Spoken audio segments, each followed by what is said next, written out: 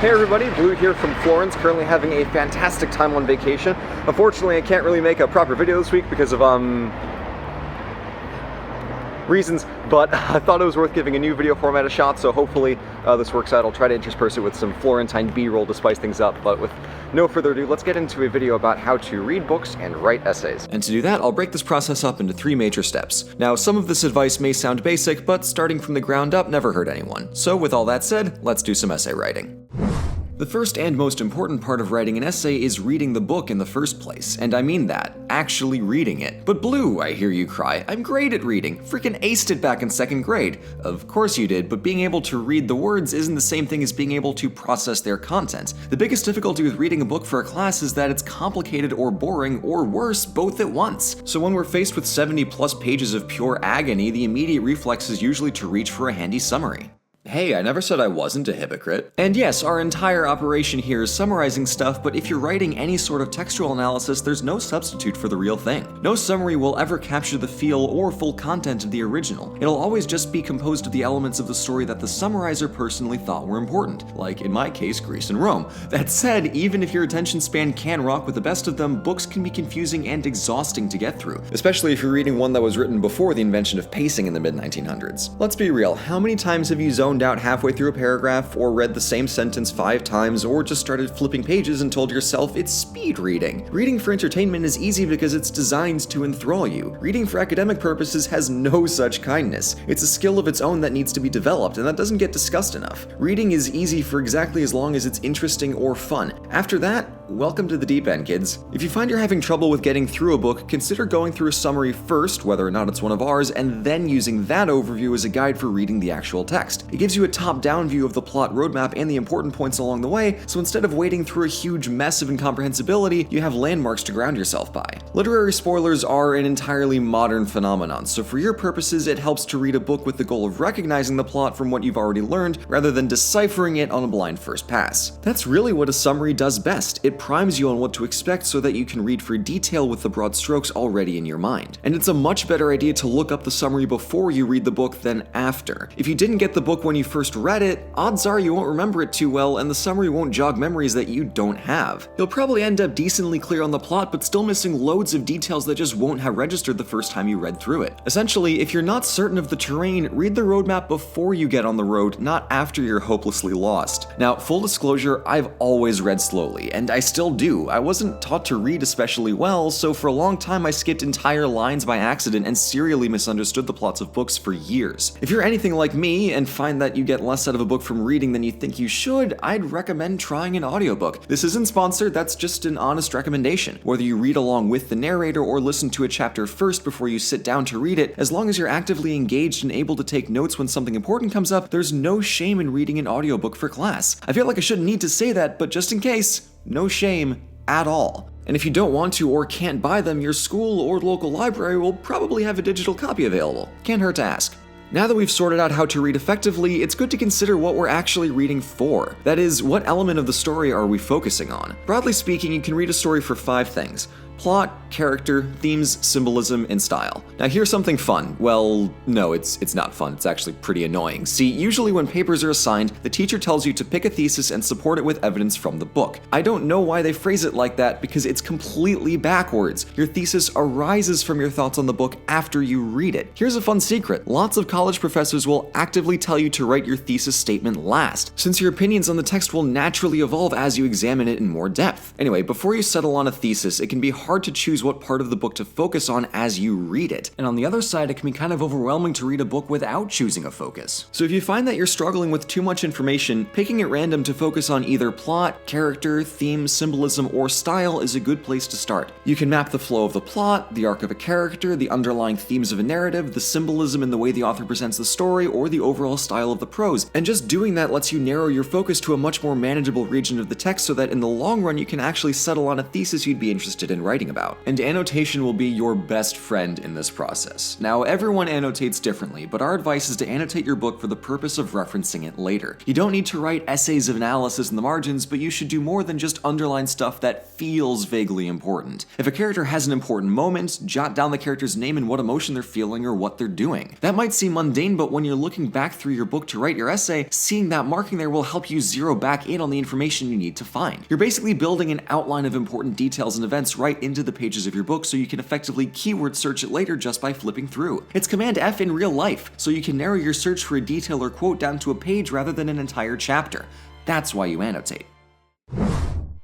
Before we get into the ins and outs of persuasive writing, let's talk a little bit about relativism and how that relates to the core of what essay writing really is. Relativism is a philosophy of truth, specifically the idea that truth isn't absolute or exclusive. There are broadly two kinds of relativism. The first one is moral relativism, which focuses on determining what one should do in response to a given situation. Take the Iron Man versus Captain America argument in Civil War over signing the Sokovia Accords. Each character had a specific and justified reason for their choice to either sign or reject the deal, but they still disagreed with each other even though neither one was objectively wrong. On the other side of that is more observational relativism, which is determining what something really is. Consider the whole mess about whether that stupid dress was black and blue or white and gold, or less idiotically, the various debates in the field of theoretical physics over how exactly the universe works when you get right down to the nitty-gritty subatomic particles. You can make a case for string theory, but you can also make a case against it. No definitely correct answer currently exists, hence observational relativism. This is a key factor in the process of essay writing. None of us are the author of The Great Gatsby, so none of us can say with certainty what a plot point or character choice or a theme or piece of symbolism really means. And even if we were F. Scott Fitzgerald, our thoughts on the story are still just one perspective, even if it's a little more informed than someone else's. Argumentation is the business of building ideas, and like any structure, it needs supports to stand up. When teachers tell us to support our claims with textual evidence, even though they've obviously already read the book, so why should we have to remind them what happens on page 279? What they actually mean is explain to me why we think our thesis holds. Convince me that this line supports your claim. Now, one danger when writing supporting arguments is using circular reasoning to prove a point. Remember when I said I was in Florence because I was on vacation? That's circular reasoning. I'm also on vacation because I'm in Florence. As things stand, those two statements are equivalent without one actually causing the other. But if I said I'm in Florence because I'm doing some field research for a history video, and it gave me an excuse to see my old college roommate, and I happen to have the free time to spare for some more traditional vacationing activities,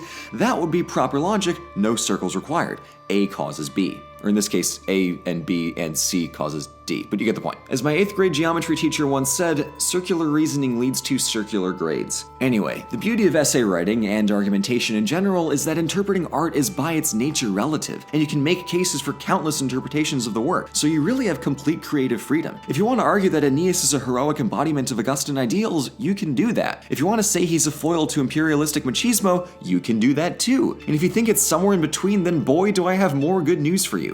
There are infinite correct answers to this stuff. The kicker is that you need to be able to support it, so there are also infinite wrong answers. I can totally claim that Odysseus' experiences in the Odyssey are actually the result of him being abducted by space aliens the minute he leaves Troy, but there's no textual evidence to support that, so it'd just be yelling conspiracy theories at the internet. The difference between a coherent argument and a crappy headcanon is evidence. Relativism at its worst is everybody throwing ideas around carelessly, but at its best, it's a rigorous examination of every available idea to determine which ones have ground to stand on. What you end up with isn't the correct answer, but one of many valid explanations. When you write an essay, you don't have to read the author's mind. You just have to present and validate a reason for why you think something happens or why it's significant. Like I said earlier, a lot of professors make you work backwards, starting with a topic or thesis before you even have your evidence in line. In practice, this basically means that students have to take a wild guess at a solution, and then hope that they can find 2 or 3 quotes per paragraph to explain why their thesis has more weight than a made-up headcanon before that due date hits. Situations like that are a big part of why annotation is crucial. At the end of the day, the problem is that the actual practical process of literary analysis is almost entirely dependent on the way you personally think. So I can't really give you any quick and easy tips to craft persuasive arguments, but I may be able to point out some good places to look when you're trying to come up with a thesis. Broadly speaking, stories are interesting because things change. Split-second decisions with sprawling consequences, plot twists, you name it. The drama of everything from the entire story to a single scene hinges on things changing for very specific specific in-character or in-world reasons. Achilles ends the Iliad a much different and more forgiving person than who he was at the beginning when he was shouting at Agamemnon. Why? What about him changed, and how? What does love mean at the beginning of Romeo and Juliet, and what does it mean at the end? Those are obviously not the only things you should be keeping an eye out for, but if you don't know where to start looking for ideas, start there.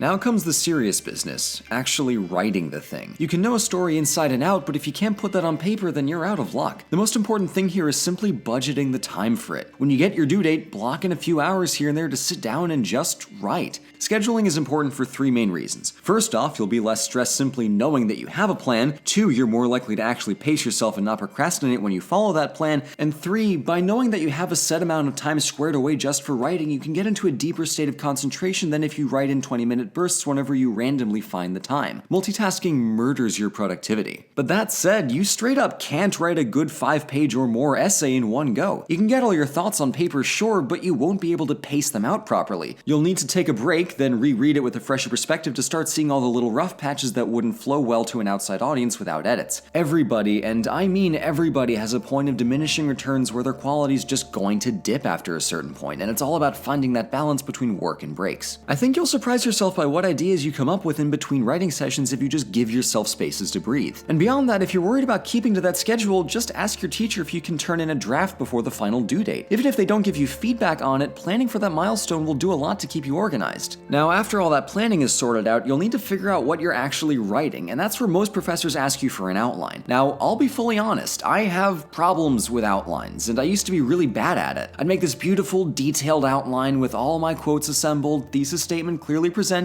everything mapped out all nice and shiny, but then I wrote the paper directly on top of the outline. Like, literally, I'd replace bullet points with sentences and build it out from there. In the end, I had a paper that made my points, yeah, but talked in circles and never really got all that deep into an idea because I just went from one bullet point to another without leaving any room to explore it. I just couldn't understand why my essays were so flat and poorly graded, and I was writing like this until the end of high school. Things finally changed in my senior year, where my Greek Civ teacher made us write one-page, single-spaced papers every weekend. Now, at first these seemed horrifying, but the great thing about one-pagers is that you have absolutely no room for fluff. Either you have an idea or you don't. With very little room for an outline and a pretty small space for words, I was forced to try a different approach. Every weekend when I sat down to write, I'd make a list of 5 or 6 bullet points, just a phrase each, and then write out the whole essay, front to back, like I was delivering a speech. I didn't jump around, I didn't work off an outline, I just wrote it out chronologically. And the quality of my writing skyrocketed like that because for the first time ever, my essay writing had a flow. All of my thoughts progressed logically, one into another, and my writing was clear and to the point. Beyond all that, I thought of things as I was writing them, which I did much more often than when I stuck like glue to my outline. I wouldn't have ever thought to write it like that if not for these one-pagers, so huge thanks to my Greek Civ and Latin teacher for that. Bottom line is outlines can definitely be helpful in the planning stage, but be wary of over-reliance on them while you're writing. So on that note, you're sitting down to write, you've got your annotated book handy so you can look up all the details as you need them, you've got your outline and/or bullet points there to guide you.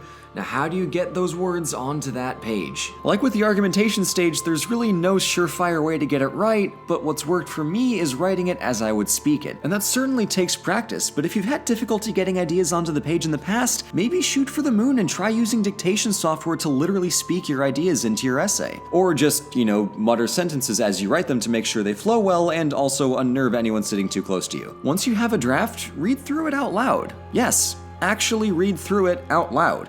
You'll probably catch some obvious mistakes that way, and that's just a natural part of drafting, so don't worry about that. And if you accidentally stumble over a phrase while reading it, that's not just you, that's probably a clunky sentence that can benefit from reworking. The difference between a first and final draft can be small or it can be substantial. The more you think through your ideas beforehand, and ideally the more you conference with your teacher in the planning stage, the less work you'll have to do in the edit. And rewriting the core argument of an essay is painful, not to mention time-consuming, so give it an honest effort on the front end and your future self will thank you. If your first draft checks out argumentation-wise, you'll hopefully only need to touch up your pacing and phrasing, and in the process you'll probably find a few extra points to beef up your conclusion. Now, literally all of this goes out the window during the dreaded in-class essay, especially when you don't get the prompt beforehand. These are often graded much more leniently because they're spontaneous and you have time pressure, but I have 2 pieces of advice for these. First off is simply knowing your books as best you can. With a solid foundation of characters and themes, you'll be prepared prepared for most of what your teacher can throw at you.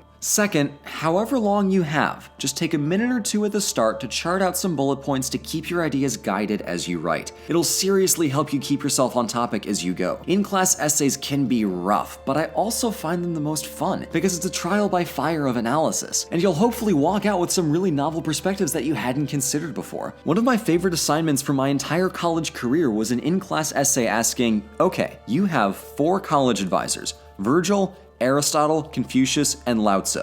What would each say about choosing your major? And I loved writing that essay.